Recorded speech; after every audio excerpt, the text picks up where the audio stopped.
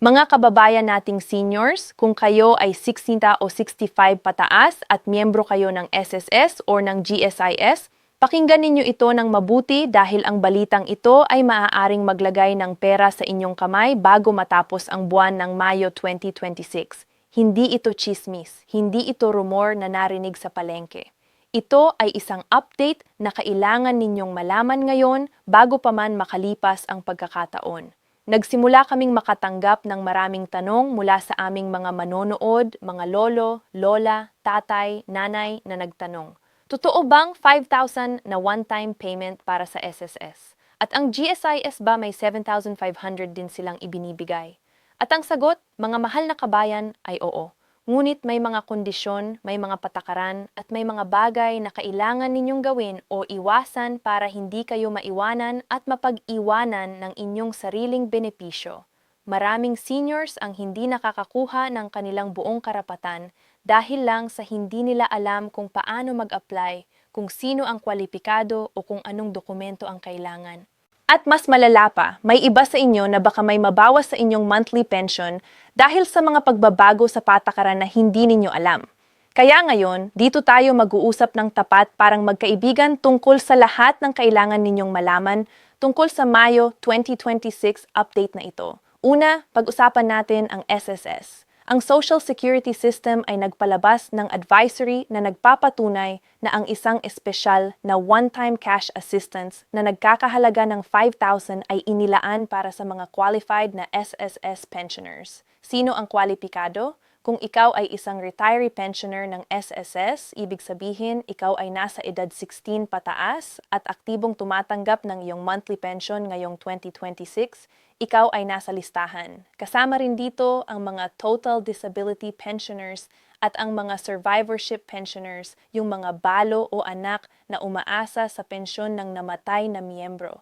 Ngunit narito ang mahalagang detalye na marami ang hindi napapansin. Ang 5,000 na ito ay hindi automatikong lalapit sa iyo. Para sa mga pensioners na ang pensyon ay direktang nakakredit sa kanilang Union Bank SS card o sa kanilang bangko sa pamamagitan ng UMID ATM, mas malamang na automatic ang credit.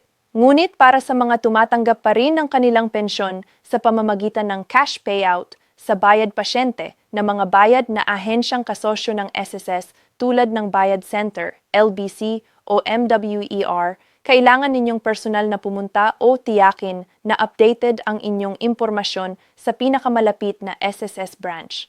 At narito ang isang bagay na dapat ninyong malaman.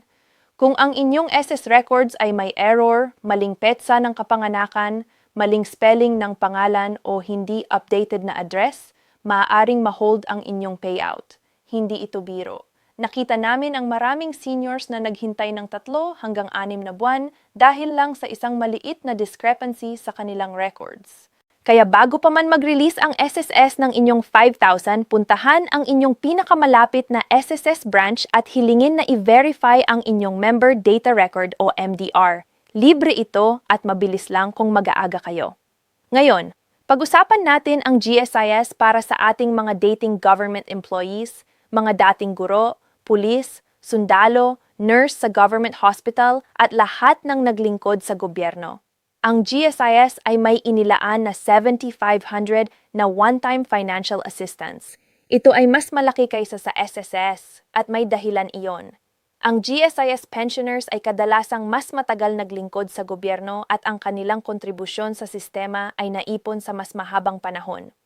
Ang kwalipikasyon para sa 7,500 GSIS financial assistance ay kinabibilangan ng mga retirees na aktibong tumatanggap ng GSIS pensyon noong reference period na itinakda ng ahensya at hindi dapat may outstanding loan na nag-default o may kasong nakasampa laban sa kanila. Ito ang mahalagang kondisyon, ang loan default. Maraming seniors ang hindi alam na kung mayroon kang hindi nabayarang GSIS emergency loan, policy loan, or salary loan na na-default, maaaring gamitin ng GSIS ang inyong one-time payment para bayaran ang utang na iyon muna bago kayo makatanggap ng kahit piso. Kaya kung alam ninyong may loan kayo sa GSIS, kahit lumana, kahit sa panahon pa ng inyong aktibong serbisyo, pumunta sa GSIS Center or mag-check sa GSIS Card Plus para malaman ang inyong loan balance. Mas maganda pang malaman ninyo ang katotohanan ngayon kaysa magulat kayo sa araw ng payout. Para sa mga GSS pensioners, ang pagbabayad ay maaaring i-credit sa inyong GSS e-card o direkta sa inyong bangkong account na nakalagay sa inyong records. Kung hindi pa kayo nagpapalit ng bangko o nagsara ng account kaysa doon nakalagay sa GSIS, halimbawa, nagsara ang inyong BDO account pero GSIS records ay BDO pa rin. Kailangan ninyong mag-update bago pa man magsimulang mag-release ng payments. Ngayon, pag-usapan natin ang isang bagay na bihirang ipaliwanag sa mga seniors, ang tinatawag na clawback o pagbabawas ng benepisyo. Ito ang siyang nagpapahirap sa maraming puso. Maaaring mangyari ang clawback kung natanggap mo ang benepisyo na hindi mo dapat natanggap. Halimbawa, kung ang isang survivorship pensioner ay nakasal na ulit ngunit hindi naiulat sa SSS o GSIS, maaaring mangailangan ang ahensya ng refund. O kung ang isang retire ay nagtrabaho ulit sa isang government agency ng higit sa allowable na oras at sahod, maaaring mabawasan ang kanyang GSI pension. Hindi namin ito sinasabi para takutin kayo. Sinasabi namin ito para protektahan kayo. Kung may pagbabago sa inyong buhay, nagpalit ng tirahan, nagbalo, nagkasal ulit, nagsimulang kumita ulit, iulat ninyo ito sa inyong SSS o GSIS branch. Mas madali ang pag-uulat kaysa sa pagharap ng demand letter na nagsasabing kailangan ninyong ibalik ang tamun-buwang pensyon. Pag-usapan naman natin ang tax implications. Maraming seniors ang nagtataka, kailangan ko bang magbayad ng buwis sa aking pensyon o sa one-time payment? Ang magandang balita, sa ilalim ng batas sa Pilipinas, ang SSS at GSIS retirement benefits ay exempted sa income tax. Kabilang dito ang inyong monthly pension at ang mga one-time financial assistance na tulad ng 5,750 na ating pinag-uusapan. Hindi kayo kailangang mag-declare nito sa BIR bilang taxable income. Ngunit isang malaking ngunt, kung meron kayong ibang pinagkukunan ng kita tulad ng upa sa lupa o bahay o kung nagtatrabaho pa kayo bilang consultant kahit retire na, ang kita mula sa mga iyon ay maaring may buwis pa rin. Ang pension mismo ay tax-free pero ang ibang kita ay hindi. Kung hindi kayo sigurado, kumonsulta sa isang accountant o bumisita sa inyong pinakamalapit na BIR Revenue District Office para sa libreng impormasyon. Meron din tayong dapat pag-usapan tungkol sa mga hidden benefits na maraming seniors ang hindi naaabutan. Una, ang SSS Medical Program. Ang medical subsidy para sa mga SSS pensioners na umabot na sa 6 taong gulang. Ito ay nagbibigay ng hanggang 10,000 na tulong sa medical expenses bawat taon, ngunit kailangan itong i-apply ng hiwalay at may kaukulang dokumentasyon mula sa ospital o doktor. Para sa mga GSIS pensioners naman, huwag kalimutan ang GSIS Enhanced Life Policy or ELP. Ito ang life insurance component ng inyong GSIS membership na nagbibigay ng death benefits sa inyong mga benepisyaro kapag kayo ay pumanaw. Maraming pamilya ang hindi nakaka-claim nito dahil hindi nila alam na mayroon itong tiyakin na ang inyong designated beneficiaries sa GSIS ay updated at alam ng inyong pamilya kung paano mag-claim. Meron din ang GSIS ng burial benefit na 20,000 para sa miyembro at 10,000 naman para sa mga dependent na asawa o anak na namatay. Hindi ito automatic. Kailangan itong i-claim sa loob ng 4 na taon mula sa petsa ng kamatayan. Kaya kung mayroon kayong kamag-anak na dating GSIS member na namatay noong 2022 o mas maaga pa, maaari pa kayong mag-claim kung hindi pa nararabot ang 4 na taon. Ngayon, ilang practical na tips para sa inyo kapag pumunta sa SSS o GSIS office. Puberonada, pumunta ng maagat. Yan ang kahulugan ito ng 7 Sazingat no na magabago pa naman magbukas ang opisina. Yun ang mga seniors ay may priority lane, ngunit maaari pa ring maging mahabang pila. Magdala ng tubig, gamot at mauupuan kung kaya. Pangalawa, magdala ng 3 kopya ng lahat ng dokumento, original at photocopy. Kabilang dito ang inyong valid ID, pension voucher o certificate of pension at kahit anong sulat mula sa SSS o GSIS. Huwag umalis sa bahay ng kulang sa dokumento dahil maaari kayong pabalikan. Pangatlo, kung hindi kayo makalakad ng maayos o mahirap para sa inyo ang paglalakbay, maaaring pumunta ang isang kamag-anak sa inyong lugar.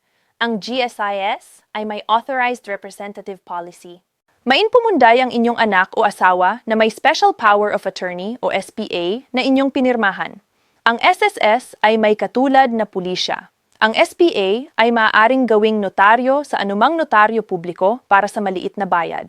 Kaya ito ay magdadala ng kapayapaan ng isip sa inyo at sa inyong pamilya. Pang-apat, gumamit ng digital options kung kaya ninyo. Ang SSS portal sa website ng SS at ang GSIS Touch Mobile app ay nagbibigay daan sa inyo na tingnan ang inyong pension records, contribution history at loan balances nang hindi na kailangan pang lumabas ng bahay. Kung meron kayong apo o anak na marunong sa teknolohiya, humingi ng tulong sa kanila para i-set up ang inyong account. Ito ay libre at maaasahang paraan ng pagpapanatili ng inyong records. Bago tayo magtapos, pag-usapan natin ang isang bagay na malapit sa ating puso. Ang tamang pag-iingat ng inyong pera pagkatapos matanggap ninyo ang inyong 5,000 or 7,500. Alam nating lahat na kapag may pera, may lalapit na may hihilingin. Maaring kamag-anak, maaring kaibigan, maaring kahit sino. At bilang mga Pilipino, mahirap tayong tumanggi sa mga taong mahal natin. Ngunit ang aming payo ay ito, itabi muna ang isang bahagi para sa inyong sariling pangangailangan. Gamot, pagkain, emergency. Kung may pagkakataon, ilagay ang isang maliit na halaga sa bangko bilang emergency fund. At kung may nagbebenta sa inyo ng investment o garantisadong kumikitang negosyo kapalit ng inyong one-time payment, mag-ingat. Maraming manloloko ang nagtatarget ng mga seniors pagkatapos ng mga ganitong payout. Huwag pirmahan ang kahit anong dokumento nang hindi nagpapakita sa inyong pamilya o sa isang abogado. Ang inyong pensyon at ang inyong mga benepisyo ay bunga ng inyong trabaho at sakripisyo sa loob ng maraming taon. Ito ay para sa inyo. Para sa inyong kalusugan, para sa inyong komportabling buhay, para sa inyong dignidad bilang isang senior citizen ng Pilipinas. Mga mahal naming kababayan, ang Mayo 2026 ay nagdadala ng pagkakataon para sa marami sa inyo na makatanggap ng pera na karapat-dapat sa inyo. Ang 5,000 para sa SSS pensioners at ang 7,500 para sa GSIS pensioners ay hindi lang basta numero. Ito ay kikilala ng gobyerno sa inyong kontribusyon sa ating bansa. Ngunit kailangan ninyong kumilos, i-verify ang inyong records, i-update ang inyong impormasyon. Alamin kung may loan kayong dapat ayusin. At huwag hayaang lumipas ang pagkakataong ito nang hindi kayo nakikinabang. Ibahagi ninyo ang video na ito sa inyong mga kaibigan at pamilya na mga senior din dahil ang impormasyon ay ang pinakamahalagang benepisyo na maibabahagi ninyo sa kanila ngayon. At kung mayroon kayong mga katanungan, ilagay ninyo sa mga komento sa ibaba. Susugurin namin ang bawat isa. Hanggang sa muli.